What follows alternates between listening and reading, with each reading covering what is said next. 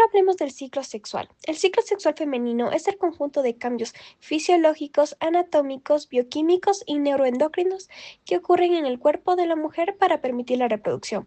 Básicamente es una coordinación mensual entre el cerebro y los órganos reproductores que tiene tres objetivos principales, que es la formación de gametos, permitir la fecundación y preparar el cuerpo para un embarazo.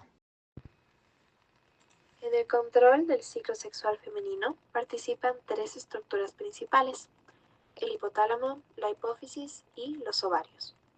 Estas estructuras se comunican mediante señales hormonales, formando lo que se conoce como el eje hipotálamo-hipófisis-ovario, que regula gran parte de la función reproductiva femenina.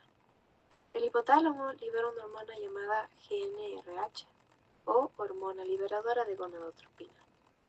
Esta hormona estimula la hipófisis anterior para que libere dos hormonas fundamentales: la FSH, u hormona folículo estimulante, y la LH, hormona luteinizante.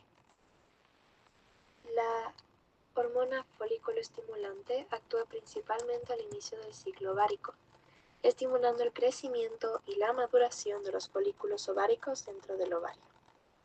A medida que estos folículos se desarrollan, uno de ellos se vuelve dominante y continúa madurando hasta convertirse en el folículo de Graf, que contiene el ovocito secundario. Durante este proceso, los folículos comienzan a producir estrógenos, hormonas que ayudan a preparar el endometrio del útero, favoreciendo su regeneración y engrosamiento. Por otro lado, la hormona luteinizante es fundamental en el momento de la ovulación.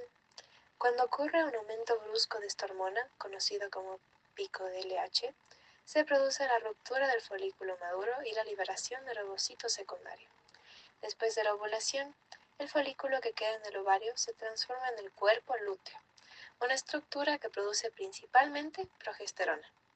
Esta hormona prepara el endometrio para una posible implantación del embrión. Si no ocurre fecundación, el cuerpo lúteo degenera y el ciclo comienza nuevamente. Ciclo ovárico. Entonces, este proceso, como su nombre lo dice, pasa en el ovario y tiene que ver con la maduración y liberación del óvulo. Este es regulado por diferentes hormonas que ya veremos y dura aproximadamente 28 días. Tiene tres fases principales: la folicular, la ovulación y la fase lútea.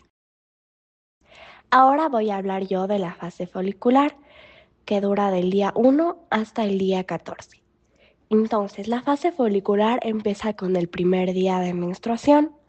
Aquí actúa la hormona FSH, o folículo estimulante. El trabajo de esta es crecer el folículo y producir estrógeno.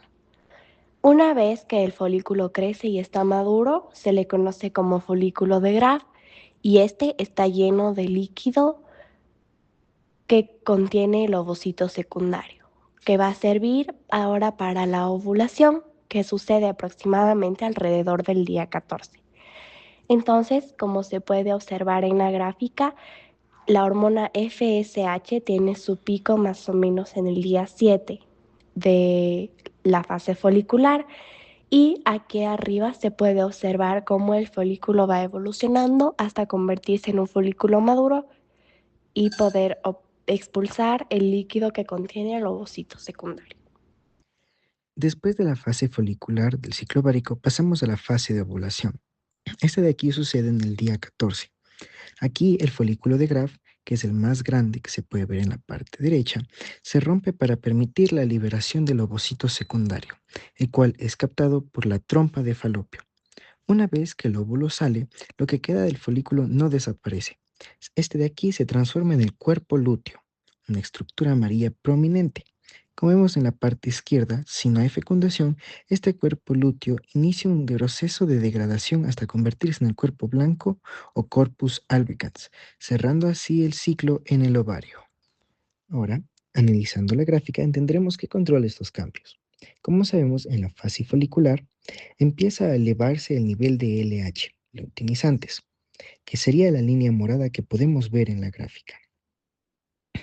Cuando llega el día de ovulación, siendo el día 14, este de aquí llega a un pico, donde se dispara y activa ciertas otras funciones. Tras la ovulación, entraríamos en lo que es la fase lútea, del día 15 al 28. Aquí, el cuerpo lúteo que vimos antes empieza la producción de progesterona, que está justo en la línea de curvatura verde.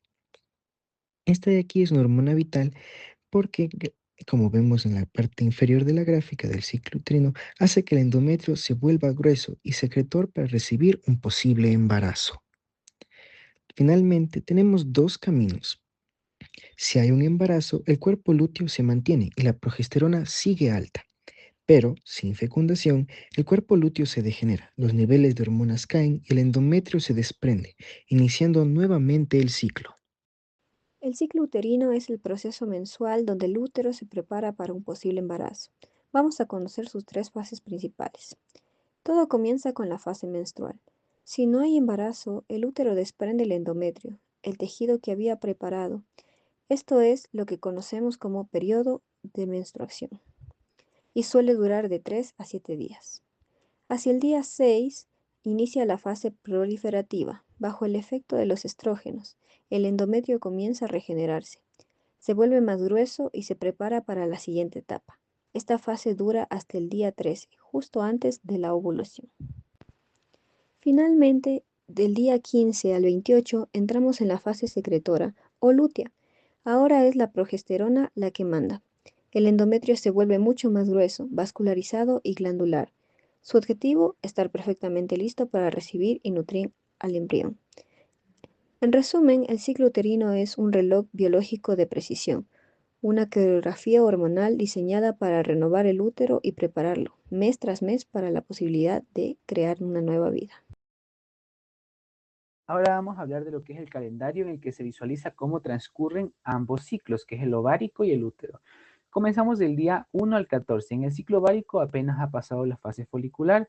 En el útero, o sea, en la fase uterina, está yendo de la menstruación a la fase florífera. Luego seguimos exactamente en el día 14.